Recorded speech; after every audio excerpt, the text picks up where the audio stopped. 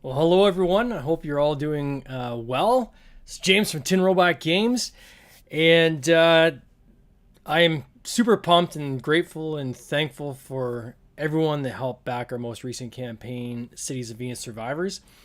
Today's video, I'm going to go through a post game of this campaign. This is something I like to do after each of my campaigns. Is I do a post game, the good, the bad, the ugly, things that maybe I could learn for the next time around.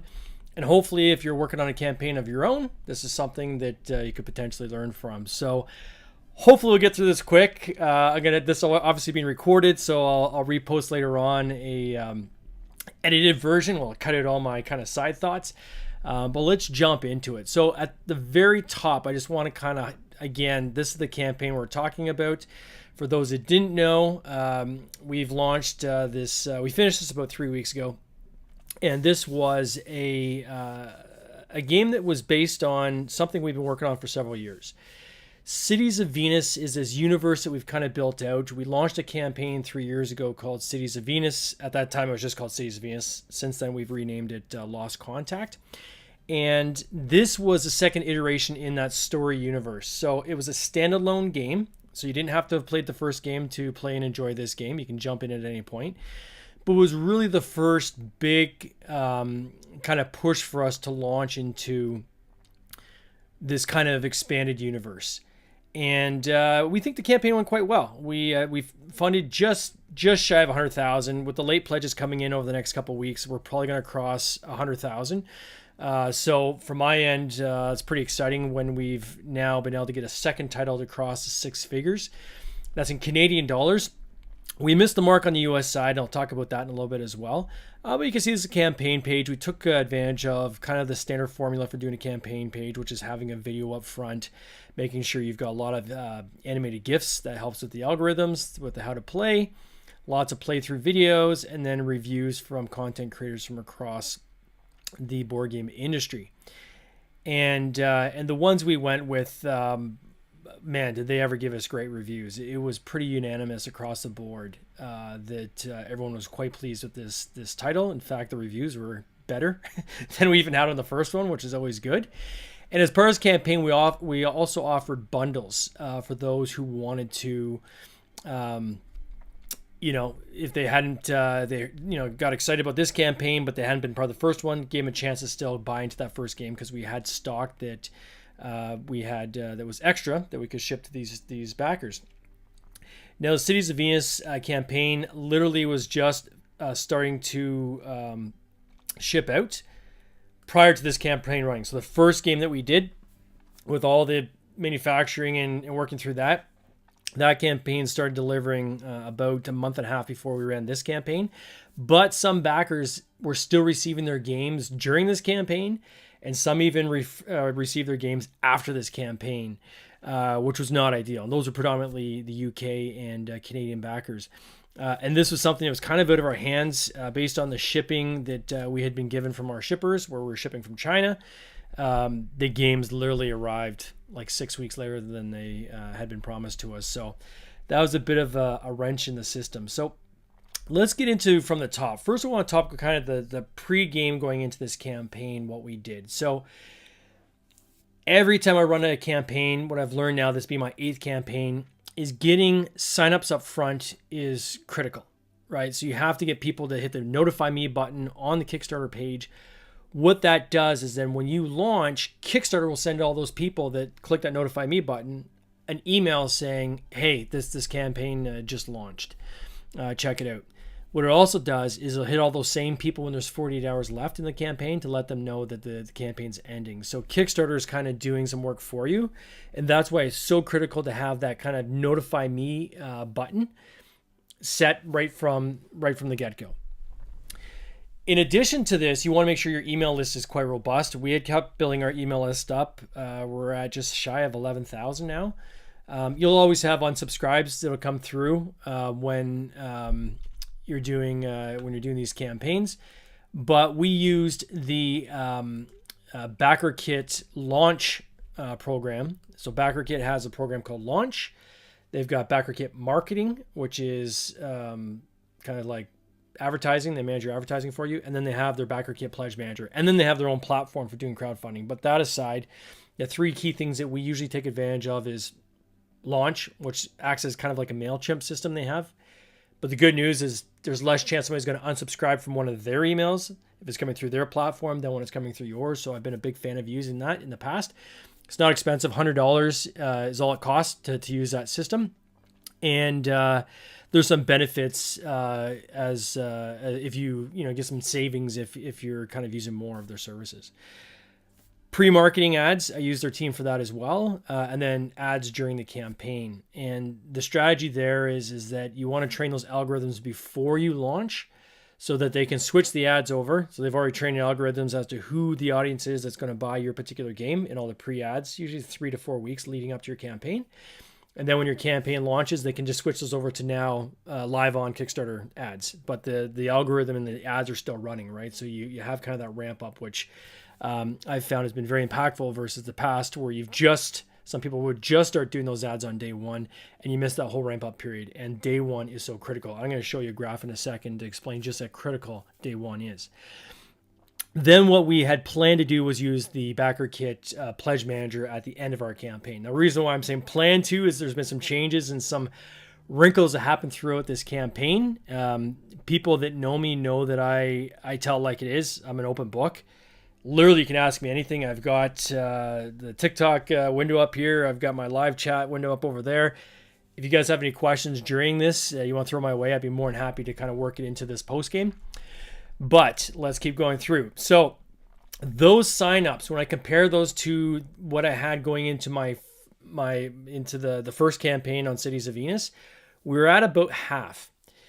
And my belief was that although we were half being more efficient in how we're communicating in a VIP program, which I'll get into in a second, I figured that we would still be good. But my belief was that we would probably fund close to what we did on the first campaign.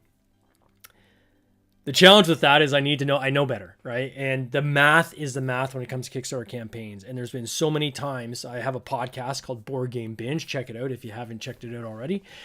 And we've interviewed 341 people so far, 341 episodes. And my advice to others is always the math is the math. And if I see somebody going into a campaign with a low notify me account on that button on the page, the pre-launch page, or if I see them with like a low email list, but then they have a high kind of like 10, 20,000 they need to hit to actually achieve their goal, my advice is wait. You got to get that number up. And I should take more of my own advice. There was some things in terms of scheduling that we kind of had to call it and say, okay, we know we're going to hit 6 figures Canadian just based on the math or come close to it.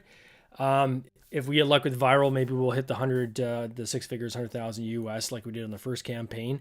But time and time again, wishes are not facts and hopes is not data, right? And facts and data are what predict these campaigns. And so from my end, that's why I hope this post game will help some of those out there. And then again, it gives me something to reflect upon before I do my next campaign. I like to go back and watch my post games and say, okay, make sure I employ those different learnings.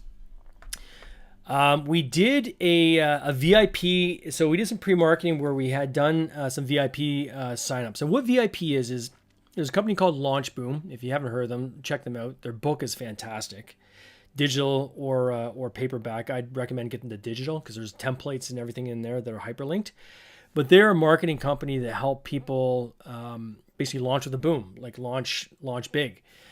And what they attest to, and what most of us attest to in this industry that have done a few campaigns, they know that your first day pledges is going to dictate your campaign. It's usually about 2.5. What you do on day one is where you're going to end on your campaign. It's very consistent. I'm going to show you how consistent that is in a second. One of their methodologies they have what's called this VIP program. And what it does is you say to people, hey, if and this is the months leading up to your campaign, not during your campaign, but months leading up. It goes something like this. Hey, click on this ad.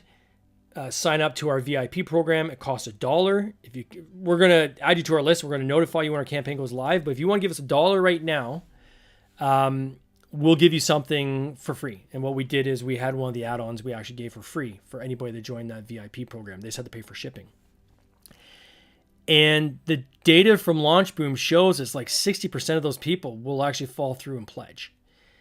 And what that does allows you to have confidence in the math going in to your campaign. And we were like something like 59.5% of the VIP backers actually fall through into a campaign.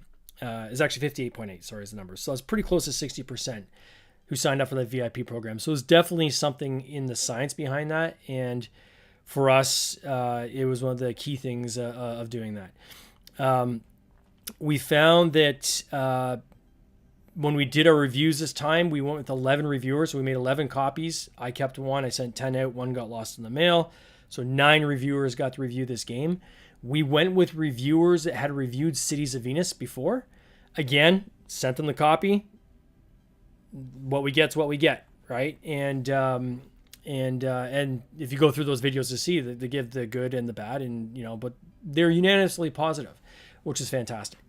And so learning from me there was one of the issues we had on our first campaign is we had produced like 100 production copies. I think we sent it out to like 60 reviewers. So there's a lot of reviewers. The positive of that is you get a lot of attention, a lot of eyeballs, a lot of TikToks, a lot of Instagrams, a lot of YouTube videos. So you got a lot of content out there. So everyone's kind of seeing this in the social sphere. But one of the bad things that comes out of that is it's kind of a mixed bag what you get. And the mistake I made on that first campaign was that we didn't brief people well enough as to what the game was about, right? So, we said, who's interested in this game? People saw the box looks cool. Yeah, send me a copy. Sent them a copy, and then a handful of them absolutely hated the game.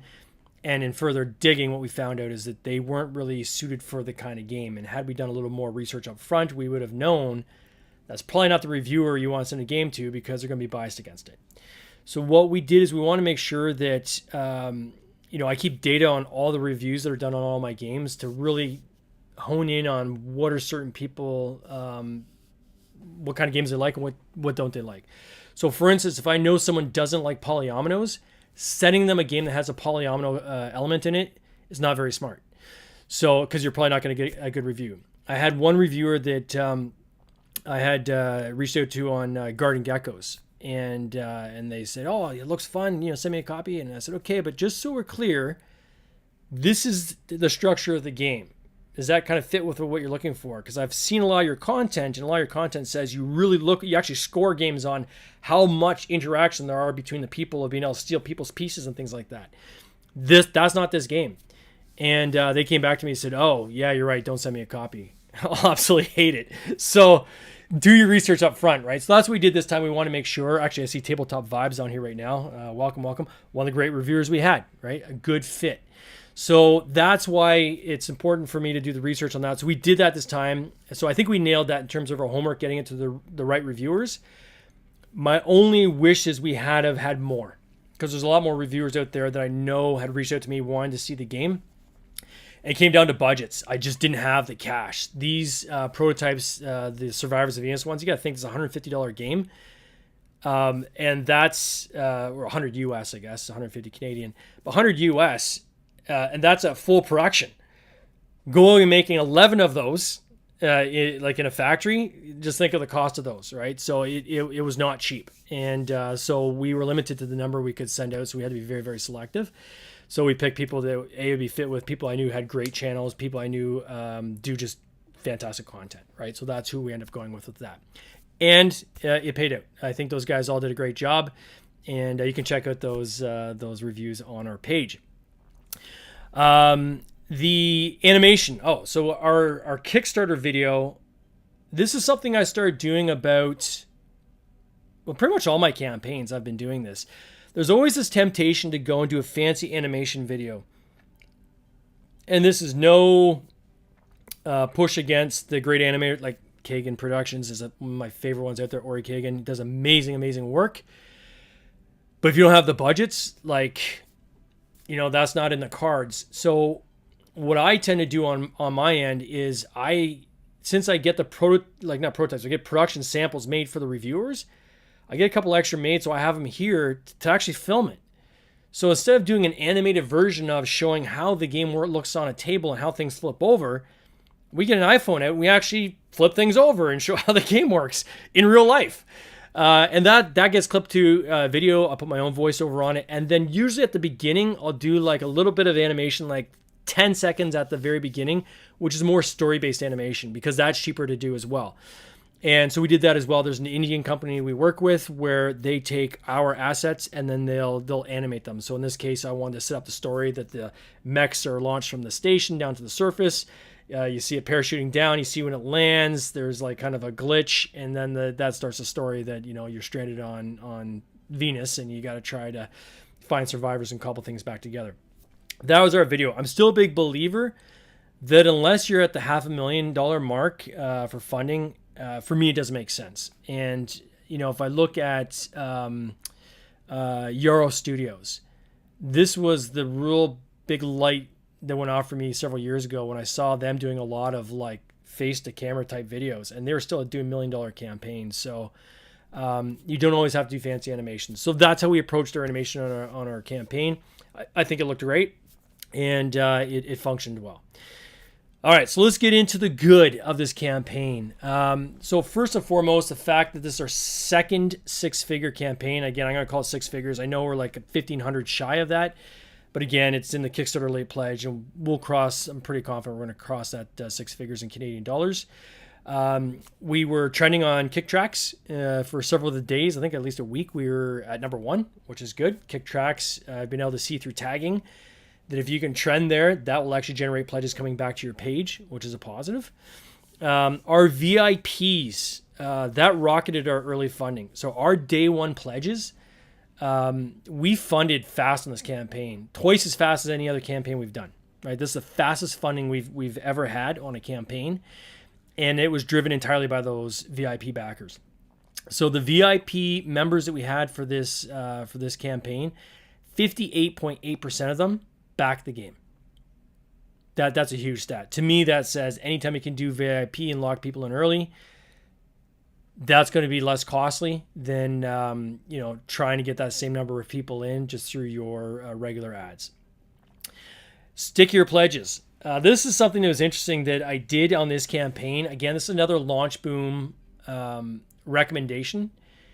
It's going to sound counterintuitive, but after you do your day one launch and you say, hey, high five, we funded, thank you so much for your support, stop sending out updates until your campaign closes. And I know I had a couple backers that had put in the comments on our page saying, hey, like, what gives? How come I don't see any comments? Like, I don't see any updates coming out. Like, I think we can get more people engaged if we send out updates out. And this is this weird psychological phenomenon, but the more updates you send out, the more pledges you lose. Because your updates are actually going out to people who've already backed your game. Those updates aren't going out to people that haven't backed your game. So if you think of it from that perspective, you have a pool of people that have backed your game, and that's who you have to draw from. And every time you send them a reminder that they still got another 2 weeks to cancel their pledge, there's a small percentage of those are going to be like, whoa, wait a second. Yeah, I pledged at the beginning because I want to take advantage of the day one incentives. But man, this other shiny object over here, I want that, or, so I'm going to cancel my pledge. Thanks for the reminder. So it's a very real thing. And I saw this on our Lost Contact campaign. We were doing updates like every 2-3 days. I'd send out, hey, here's another thing that we've, a big reveal that we've done. And then I had people like drop their pledges. I'm like, I just revealed more stuff and you dropped your pledge. What's going on? There was cases where we would just send, we had these stories called Chronicles of Venus, these little short stories. We'd send those out. People would drop their pledges.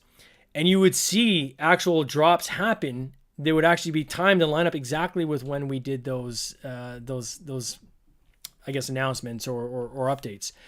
So I wanted to try that for this campaign and see what would happen if I didn't do any updates. I know there's going to be complaints, but what will happen? So here's the data, okay? In my first campaign, so I actually went back and counted them. All right, so Cities of Venus Lost Contact. This is one we did 3 years ago.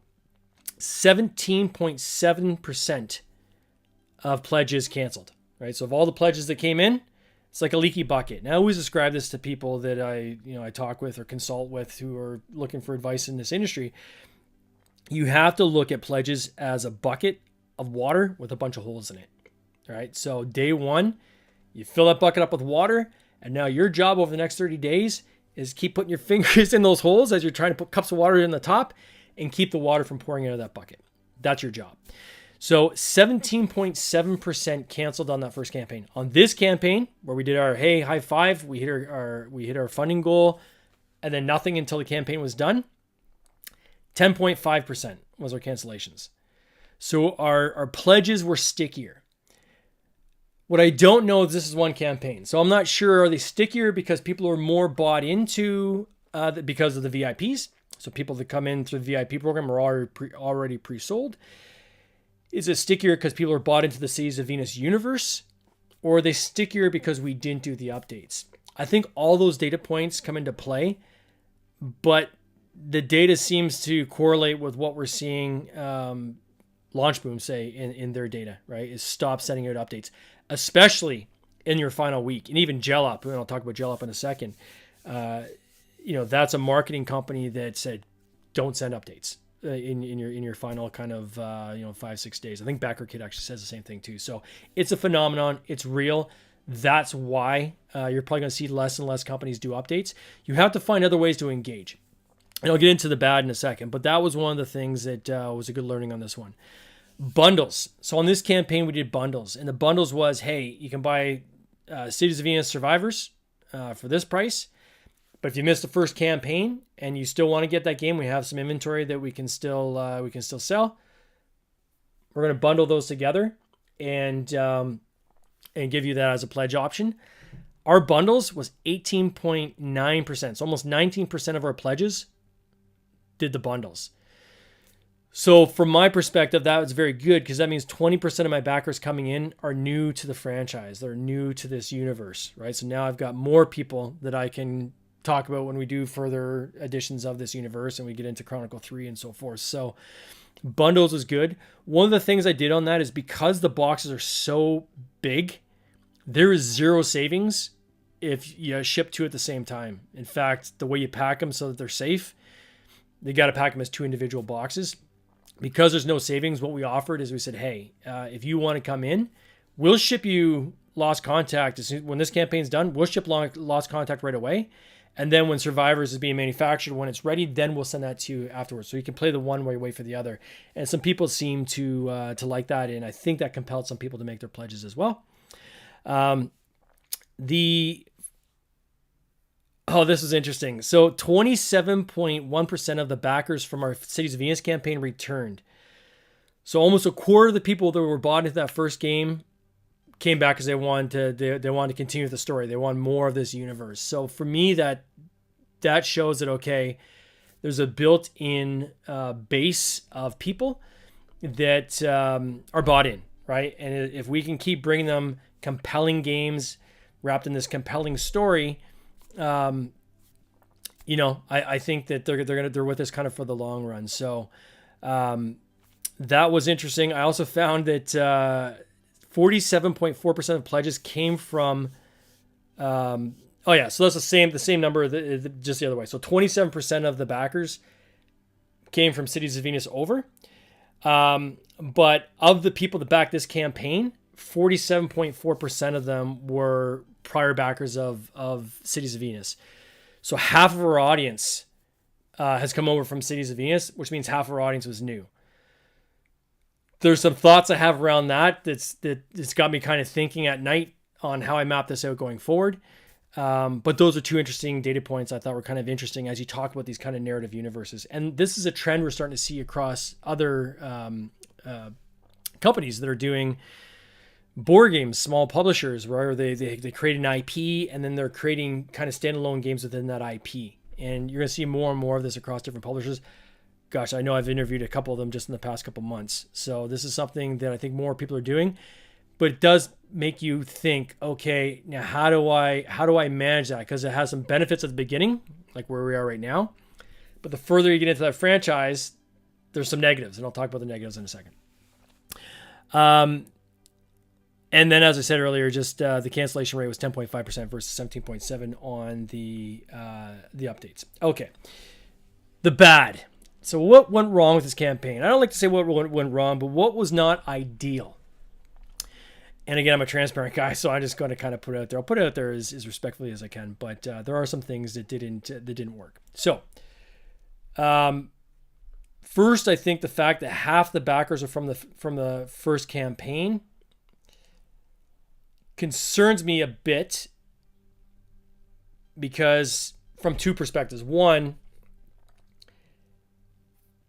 we had drop off, right? And does that mean then when we go from this second edition into the third standalone game, will it be half of the people that were in this campaign? So is that number going to continue to slide down? And the answer is probably yes, right?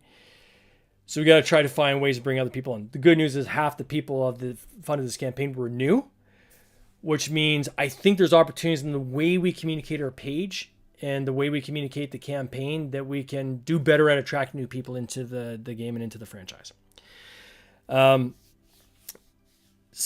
of the funding of the first campaign. So this one kind of sticks in my craw a little bit. I really wanted to hit at least what we did on the first campaign, but it's wishful thinking because the math is the math. And it's how many people do you have signed up for that notification button at the beginning? You're looking at 10 to 15% of those. You're looking at 60% of your VIP backers. And then you can count on about 4 people coming in organically for every 6 you bring in from Kickstarter. That's the math. And to put that in the roughest form, if you want to do like really rough back of the envelope, it's 2.5 times day one. So you got to get that day one as big as possible. Day one is driven by your pre-notification sign up. So I should have done better at that. And we'll endeavor to do better going forward. Still had, I think our signups was 1,300 people going into this campaign. But on our first campaign, I think we were at like 2,600 going into the campaign that had signed up to be notified. So I can definitely do better at that. Looking at, but on the flip side, the pledge value versus the first campaign is actually higher. So although half the backers are from my first campaign, we still hit 70% of what we did on that first campaign, which means the average pledge value was actually higher. So that's a good thing as well, right? That, there's something to be said there that you can be more efficient by offering more value to your game and more in terms of bundles and so forth to get that overall average pledge amount higher, which then allows you to invest in marketing to bring people to the campaign, to feed the machine, right? And anytime I see a campaign where someone has the pledge at like $20 or $25, I know behind the scenes, there's not much marketing going into that campaign, or they've got some other network they're tapping into, because your acquisition cost right now is between $16 to $18 per backer, US. That's how much you're going to spend in marketing per person that basically connects and sticks with the pledge. I'm going to refine those numbers on this campaign too, because I'm sure that those numbers have probably gone up a bit because there's other bad things that happen during this campaign. But those are concerns. Definitely need a better way of keeping the conversation going. As I was saying, in the comments, there are some people saying, hey, let's get some comments going. We tried to do like some survey questions and so forth, but I think it needs to be something where there's the what's in it for me, right? So why, somebody's already pledged, what's the incentive for them to come back and actually put a comment in the page? Why do I care about comments? Comments drive algorithms, right? So Kickstarter, based on seeing the number of comments on your page, will send more people to your page because they think, hey, a lot of people are interested in this page. So you want to have a lot of comments, and you want to get comments happening each day. Where I've had probably the most comments in the past was on Nutty Squirrels of the Oakwood Forest and on Hamsters versus Hippos. And that's because we put in the comment area, we had people vote on Hamsters versus Hippos. I believe it was meeple color. So vote on which color you want the actual hippos to be, right? Because we only had 6 colors, and what are your favorite colors? And it was literally in the hundreds. On Night Squirrels of the Oakwood Forest, I believe that we actually had them vote on a card. So there's ways you can get people to interact, but I think there's got to be something in there where they feel like, okay, if I give an idea that I'm going to potentially, my idea is going to get chosen, right? So there's something in there for them. Cities of Venus first campaign, same thing we did. We had a lot of people actually commenting on different card ideas for events because we were looking for event ideas. And actually a lot of the events we came up with came out of those comments. So I think that this particular game didn't have as many elements that allowed me to do that kind of customization. The next one may allow us to do that. So I think we're probably going to be reaching out and getting people to comment that way. But we've got to find ways to get them to comment, to add comments without us having to send out updates. Card errors. So this is something that a lot of people don't necessarily realize, and I always use this as a piece of advice when I'm consulting with other publishers, is that when your campaign finishes, there's going to be anywhere from like 3 to 10% of those credit cards, they're going to bounce. Either insufficient funds, credit card company doesn't recognize Kickstarter, credit card company just detects it's suspicious, whatever the reason is, the transaction doesn't go through. Kickstarter will try to hit that card 3 times, and then it jettisons the contact. So that person's pledge is gone. So I always tell people, as soon as your campaign is done, literally the second it's done, you want to do a full download of all backers, because then you have all the people. So even if there's any cards that errored, you can still manually import them into your pledge manager and just say, hey, by the way, your card didn't go through. Don't worry, we've got you covered. You can pay for your pledge in the pledge manager. And so that's one way to recover lost pledges. Again, the holes in that leaky bucket that I was talking about earlier. Another thing you can do is you can actually reach out to people when they cancel and just say, hey, just want to check in. Is there anything I can do to bring you back? If you were a day one backer and there's day one incentive, I'll restore your day one status. I could really use your help.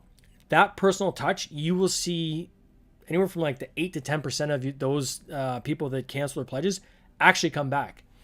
On Cities of Venus, I think it was like $2,600 that we recovered by just asking. People are like, oh, I thought you were a corporation. I didn't realize you're just a dude in a basement. Okay, well, yeah, I'm coming back in. I want to support the little guy. So it's very important that you do that. If you're a publisher, always, always, always reach out, and reach out as soon as you can. So I literally would go through every day. It's really tough on day one because that's when the bulk of the pledges come in. I do try to do as many personal thank yous as possible, and just say, hey, I just want to personally thank you for backing my campaign. But whenever there's an adjustment, then I hit the person and just say, hey, you know what happened? That's going to lead into some of the external factors I'm going to talk to in a second that I think impact this campaign as well. But the error rate on this campaign was 6%. Holy cow. Now I think I've got that down to like 3% now. It was $6,300 that just didn't go through. Of that, you got to think that was like 6% of my campaign. It just didn't go through. So I got that number down. I think it's like now like $1,800, and I'll try to recover that in the pledge manager. Some of those still might be gone. Sometimes people will pledge or they just fall into the ether. But it's very important to try to get those people. So 6% card error rate. All right, what are some of the external factors that hit us on this campaign? The first, the elephant in the room that I know we're all thinking about is the U.S. tariff threat. Right now, it's a U.S. tariff reality, right? But when this campaign was running, it was still kind of threats, and it was still focused just on Canada, and Mexico wasn't necessarily focused on the entire world. And this isn't meant to be a political thing at all. It's just talking about the reality of the environment that we're in. The board game industry is highly, highly reliant on China.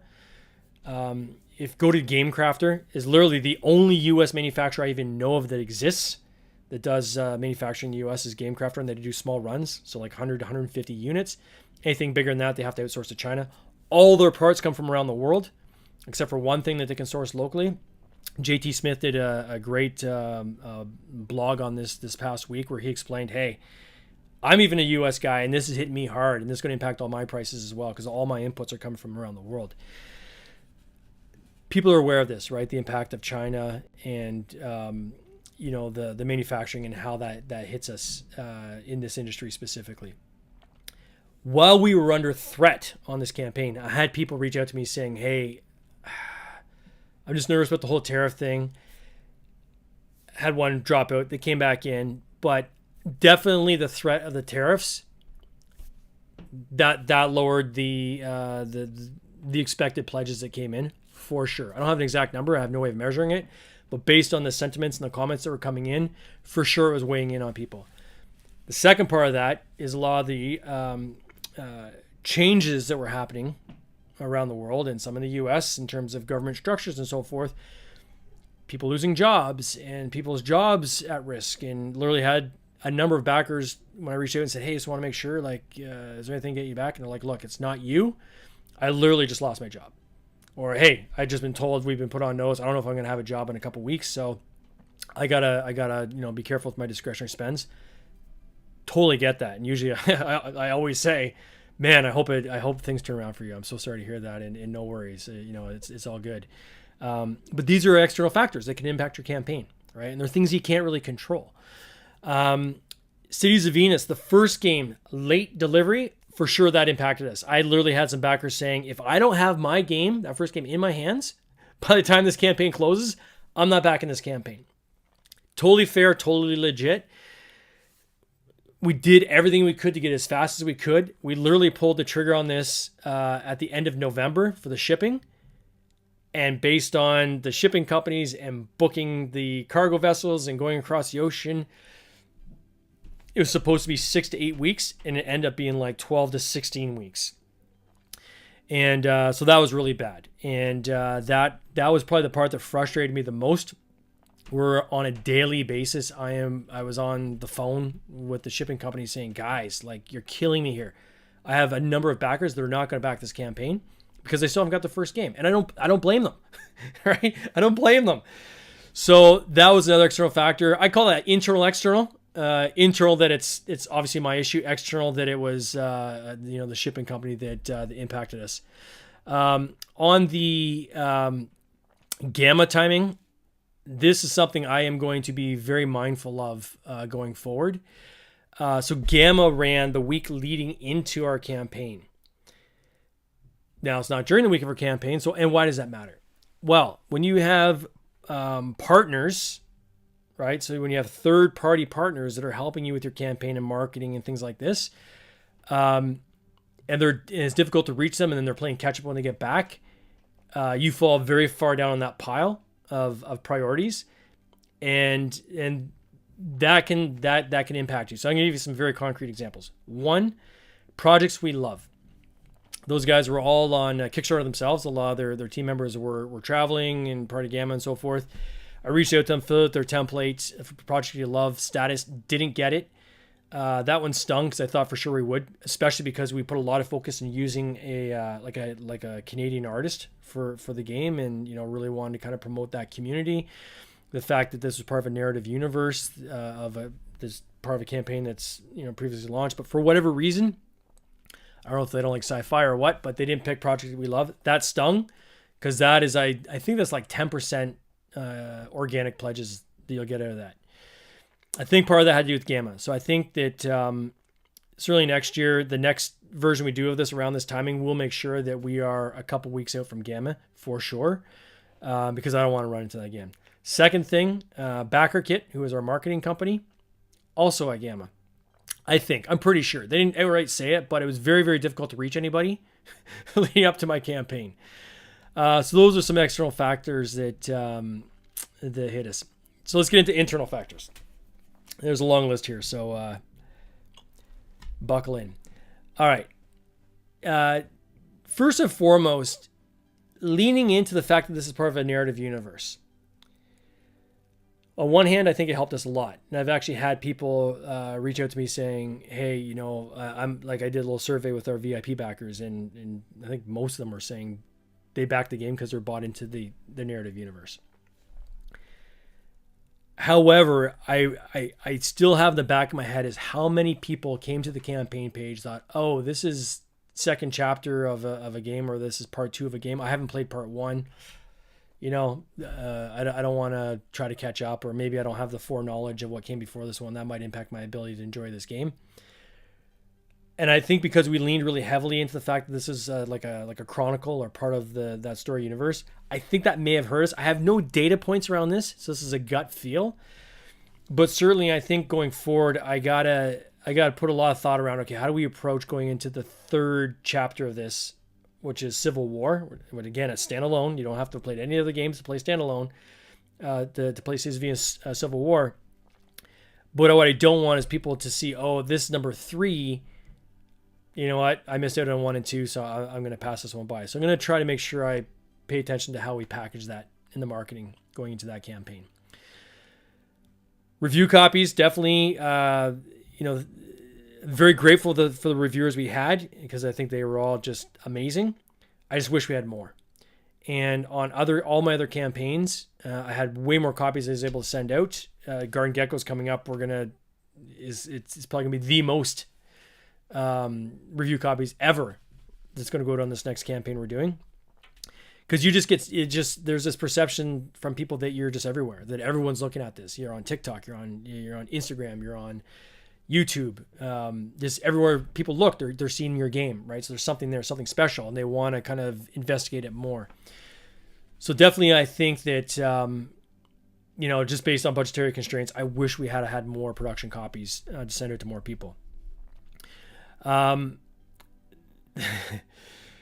Backer kit, I've used them now for the past 3 campaigns, I believe, and I've had nothing but great success with them.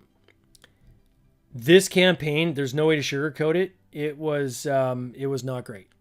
It was not great. And trying to figure out the best way to kind of articulate this.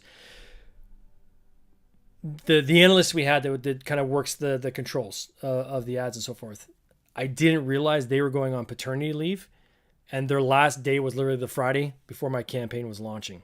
That next Tuesday. So the person that had all the history and all the pre-marketing is not there. Granted, they're setting up all the ads, so everything should, based on meta, work kind of all the way it's been set up, but you still don't have that experienced person experienced with your campaign and with your games at the controls. That was issue number 1. Issue number 2 we had was the analyst that took over, and I'm not sure, again, because people coming back from Gamma, if they're short of resources, and I think that's probably part of it too. I just think they don't have enough resources, right? They have a small team, and there's too many projects for them to, per team member, and I think they got stretched really thin.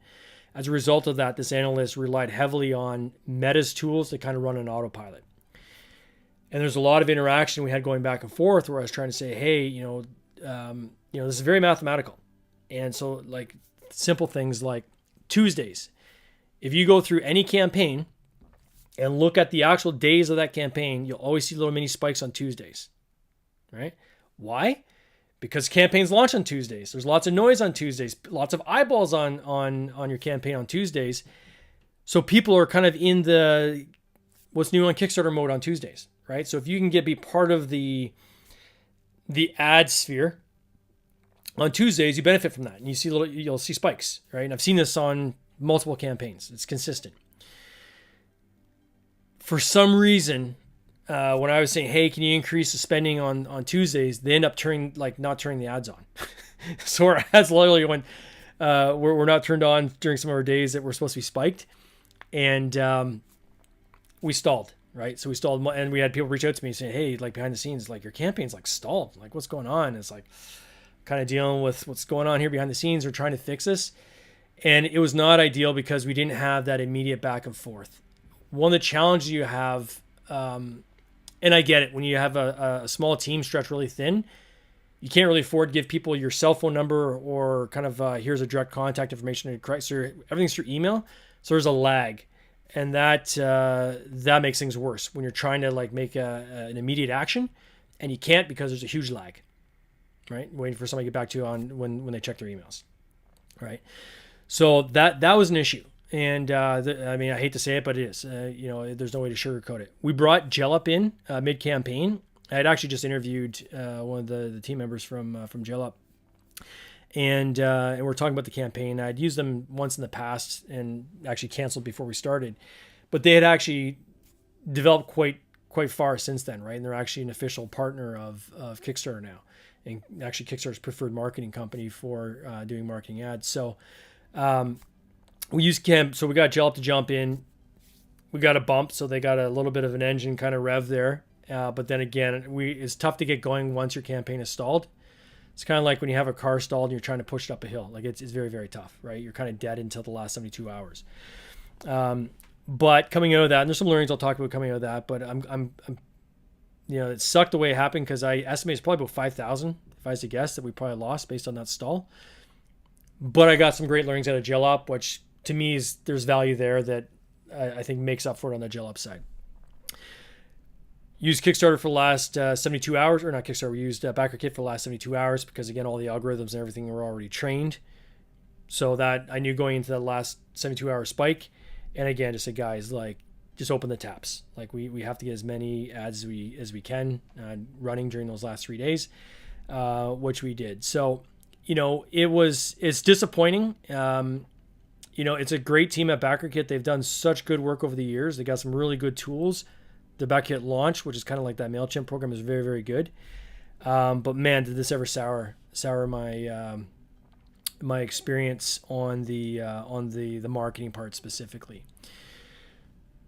So going forward, I really got to think about how do we approach the marketing. I'm not out yet for using BackerKit on marketing, and again, it's definitely a company you want to check out because they were one of the top ones. So this, Gel Up and BackerKit are and Crowdfunding Nerds. Those are kind of the three top ones I know of to help with marketing. So still check them out and do your homework. I was disappointed though when I said, "Hey guys, based on this big kind of snafu that happened, do you think you can waive the campaign fee for the pledge manager, right? Because their pledge manager, they take 3.5% of anything that they charge, right? Because when you're doing your pledge manager, all the shipping costs and so forth you collect, any add-ons and things like that, they get 3.5% of that. Well, they'd already been paid on the marketing side. They've already been paid on the campaign side and pre-ad side. They're going to get paid on the pledge manager side. I'm like, hey, can you waive? There's a campaign fee in there of 2%, which worked out to be like, I think it was like $2,200, $2,400, something like this. And the best they could do is a 30% discount. They wouldn't waive it. So they're still going to cost me another $1,600 before I even got to the 3.5%. And from there, I just like, guys, this is, I got to call break, right? Let's stay, keep it light, keep it positive, but I can't keep dumping money into this. And I'm kind of looking for some help here. So what I decided to do is I've switched over to Hive for my pledge manager, and they're great. They're great. They're based out of Canada, East Coast.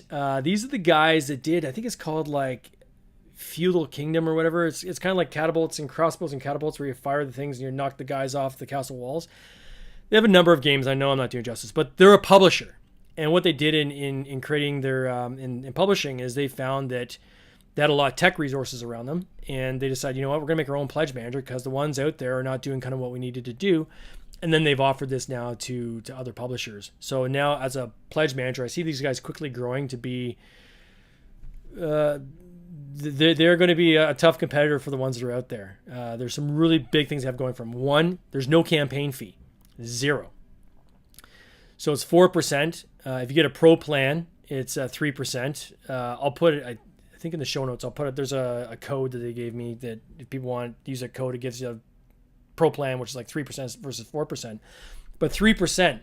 So that's cheaper than anybody on just the transaction side alone, plus waiving the campaign fee. So significantly cheaper. I had one colleague I was talking to, they're like, well, cheaper isn't always better. I'm like, okay, but I've used BackerKit, I've used GameFound, I've used PledgeManager.com, I've used them all. And one of my biggest bones of contention with all the pledge managers is that you have to rebuild everything. Every time you do a campaign, you have to re-put everything in.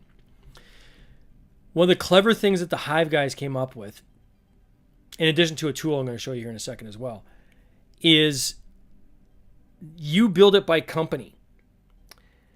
Which means when I go to do my next campaign, I don't have to re-enter all that information. So all the shipping matrix and everything I set up, I can just use the same shipping matrix. If I have leftover add-ons, like games that I had as add-ons from this campaign, I want to use them in the next campaign, I just click the toggles. Like it seems so intuitive to set up that way. And I know it's tough once things have been set up a certain way to change them, which is probably why the other pledge managers haven't changed theirs. But man, does it make a lot of sense. It will save me boatloads of time. Also, I've been in regular contact with the owner of the company, helped me navigate the system. So having like not talking with junior people or working with automated systems, but literally being able to talk with people that own the company, that means something to me. So for me, it's 100% Hive on this campaign. It's probably going to be Hive going forward on most campaigns. If I love them as well as I think I will on this campaign, but for sure this one, I just had to save the cash to make up for some of the losses we had during the campaign. All right. I'm not going to kick a dead horse, but that's why I went to Hive. Additional learning. So what I found was that I didn't realize this, but in Kickstarter, you can set minimums. So you can say, if this particular, I know with like we had the first game that we're going to give as people in these bundles, but we only had so many of that first game that we had left over. It was like 350. So I put in 350 as, okay, once these 350 are sold out, they're gone. What I didn't realize is once you set that minimum, it's locked. And this is one of the issues we had on our campaign page too, is any rewards, as soon as somebody chooses that reward, it's locked. If there's a typo or anything, you can't change it. And we had a typo in one of our pictures where it said 2 to 6 players instead of 1 to 6 players. You can't change it. So definitely double check everything, because if there's any typos, you can't change it once the campaign launches. Same thing with a number of an item. One of the things that GelOp said, which I thought was really clever, is they said, set your minimum units at like 10 or 20. Because you can keep adding it, right? So as you get close to, we're almost running out, then add 10 more. Okay, now I've got another 10 I can add. What that allows you to do is that sense of scarcity. So as people are watching the ticker and like, oh my gosh, there's only like 6 of that left and they're gone. Okay, I'm gonna go with that pledge level because I want to get it before it's gone. If there's more scarcity, if they see there's 10 left versus if there's like 350 left. So that was a huge learning. I had one of the backers actually tell me about Board Game Geek Kickstarter Countdown. I'm embarrassed that I didn't even know this was a thing. I feel shame. I've been in this industry for like 6 years and I didn't even know this, right? But there's a countdown that people follow. Here's the Kickstarter countdowns and everything that, it shows a ticker of when things are ending. I use Board Game Geek all the time, but I just didn't know the feature was in there. So I learned how to use that feature. Going forward, my campaigns will go into that, and I'll start using that feature going forward. It's obviously no brainer. GelOp.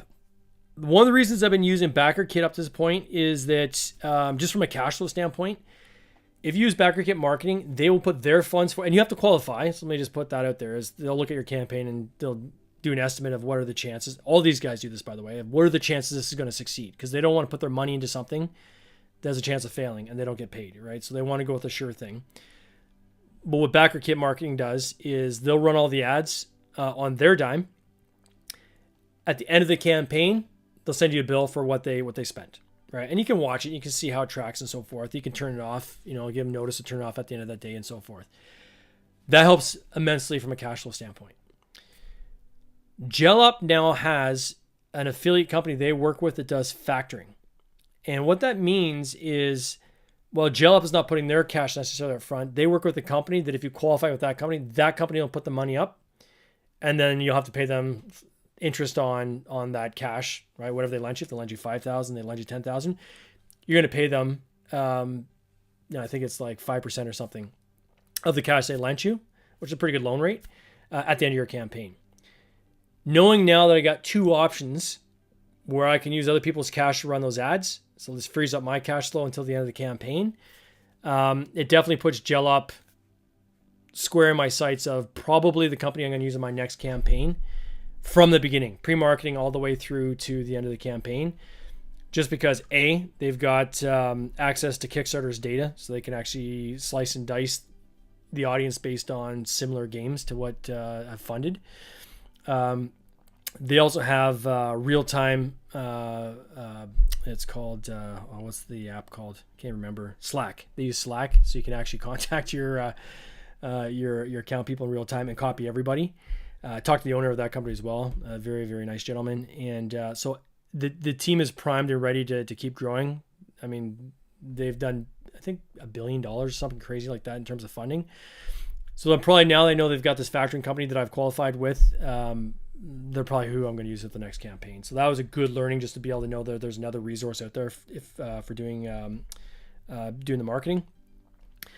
And then, as I said, Hive is where it's at for this pledge manager. I'm going to show you this tool. I know I kept teasing it, but I want to show you this. Okay, this is my campaign page. Let me go over to, here we are. Okay, so this is Tabletop Analytics, which is by Hive. Hive created this. One of the coolest things I've ever seen is you can actually enter in, they track all campaigns that have ever been run. You can enter in multiple campaigns and it'll show you side-by-side graphs so you can compare. So what I put in was the first Cities of Venus, which is here on the right. And then I put in Cities of Venus Survivors. So Lost Contact versus Survivors. Survivors is the yellow, Lost Contact is the blue. But isn't this amazing at how consistent the funding is on campaigns, right? So this is the funding progress per day, almost identical paths. If I look at the amount pledged per day, look at this. And all campaigns follow the same shape. It's a reverse bell curve. This is what you see some companies are doing now. Like I know Inside Up Games does this on some of their campaigns. They'll run them for 3 weeks instead of 4.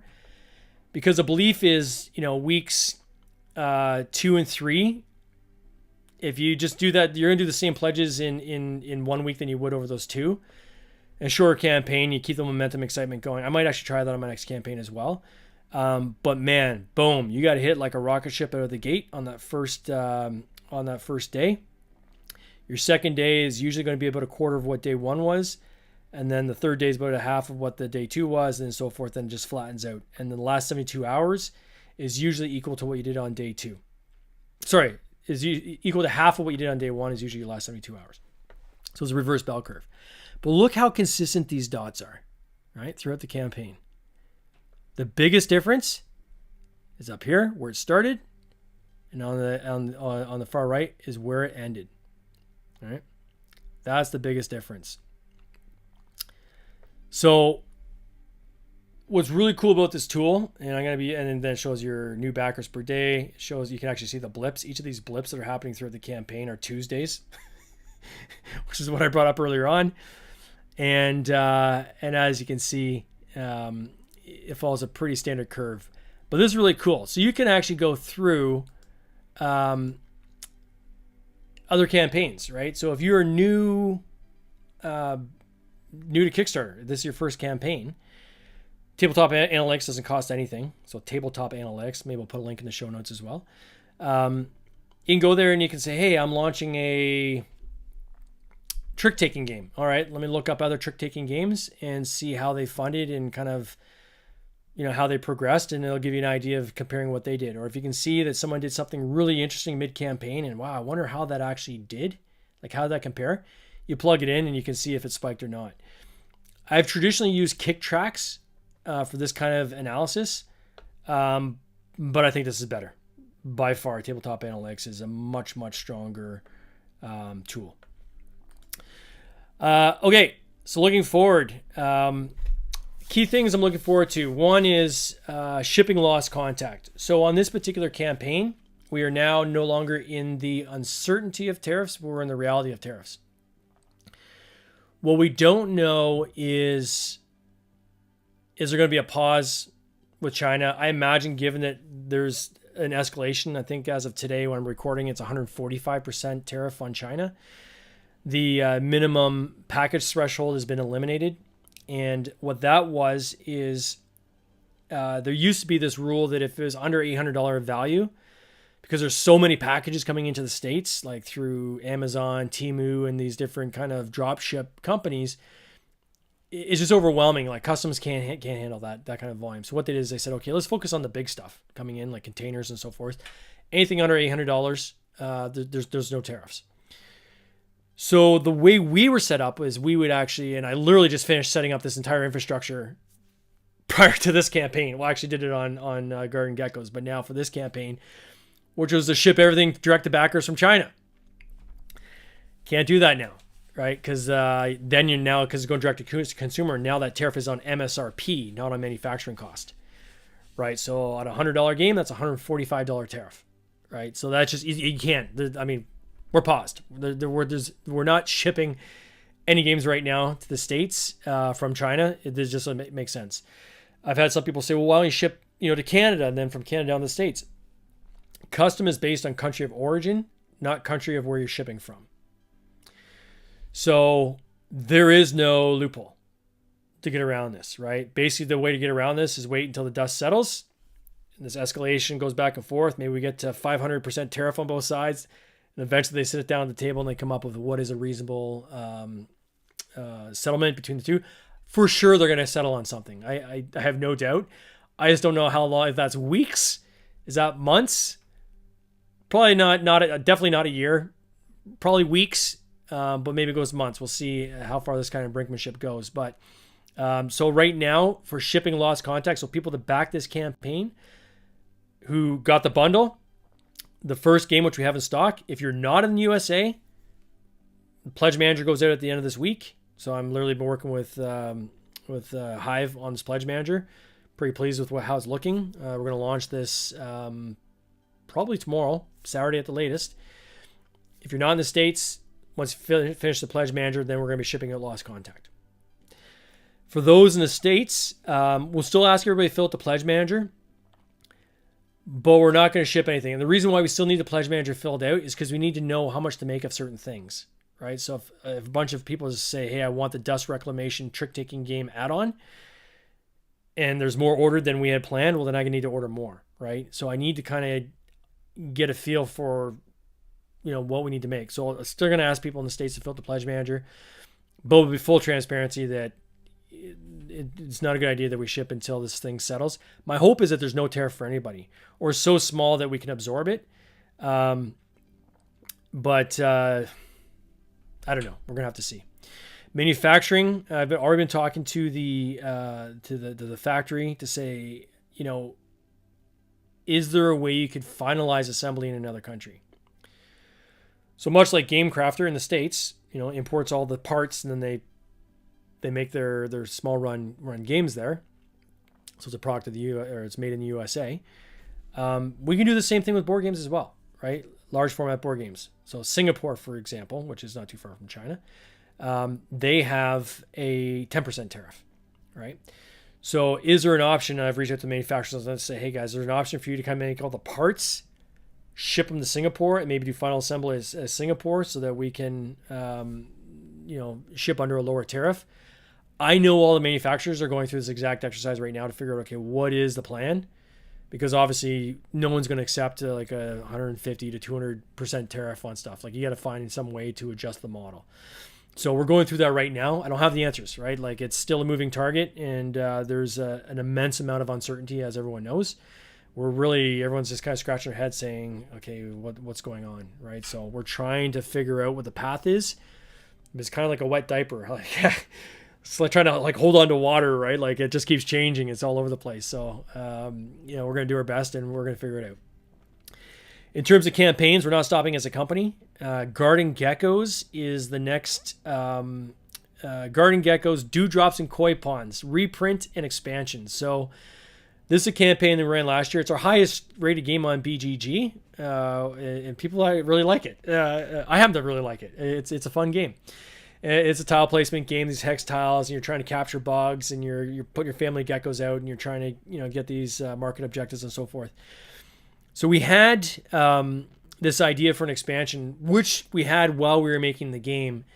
But like most games, I think there's kind of two camps you see with people. People that just try to put everything in the kitchen sink into their game, and then it just becomes almost too much.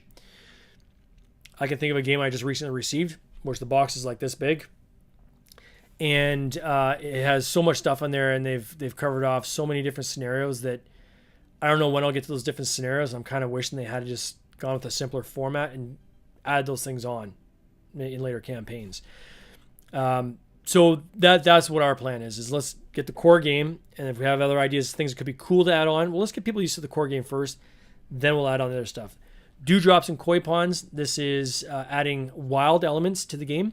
So if you're familiar with Garden Geckos, Each of the tiles has a bug in the center of it, and then you're basically trying to connect your geckos to those bugs, and that allows you to then hit certain objectives. The dewdrops, which are actually little glass dewdrop beads, be able to put on one of those bugs that makes it wild.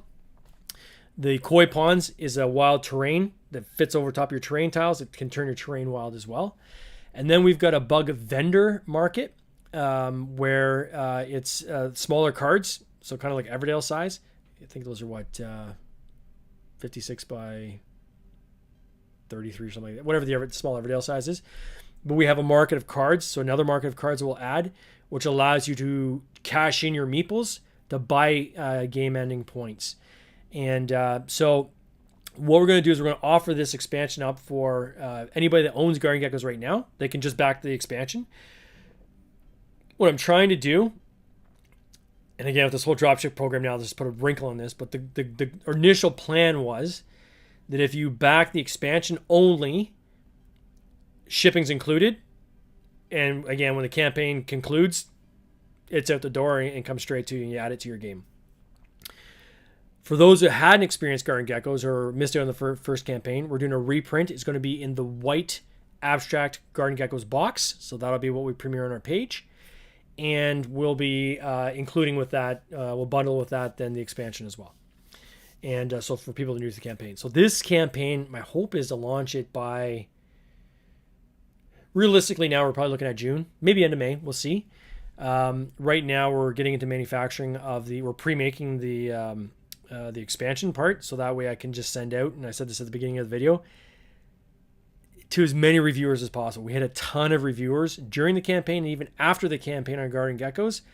I'm going to reach out to every one of them that I can actually find and say, hey, do you want me to send you the expansion? We'll just send it to you. And if you want to repurpose content you already created on the first game and just repost it and tag, here's what it is now with the expansion, totally up to you, but just to send it out to all those people. So that's the plan, to try to get as much noise as we can around this as possible. Certainly I know the Guardian Geckos, because we had so many eyeballs on that game, that I believe is what led to a lot of the success in that campaign. So that, my friends, is a long video. I don't know how long we've been going for here. Let me get a time count. We're at an hour. Wow, that's an hour wrap up. So I'm going to condense this down into probably 30 minutes when I do the official post to the different pages for the post game. But that's post game, the good, bad, the ugly. If there's something you think I missed or a question you have, feel free to reach out. I'm an open book, and I believe in paying it forward, right? And I want to see other people be successful. And the best way to learn sometimes is to learn from other people's mistakes. I've covered off a number in this video, as well as things that I've learned from others, like Launch Boom, talking to JLUP, talking to BackerKit, things that I didn't know that I was able to employ that made me better at my campaign. And that's my hope for others, is that if you're doing a campaign of your own, that there's some learnings you've been able to take out of this as well and use on your campaign. So until then, my friends, stay safe, stay well, and stay joyful. We'll talk soon. Cheers. This has been an episode of the Board Game Binge podcast, hosted by James Staley, produced by James Staley and Mike Bruner, with original music by Nick Smith. If you would like to watch these interviews live, simply subscribe to our YouTube channel, Board Game Binge, and you'll get access to live interviews, giveaways, and interesting board game content from across the industry. I can't wait for you to join us. See you next time.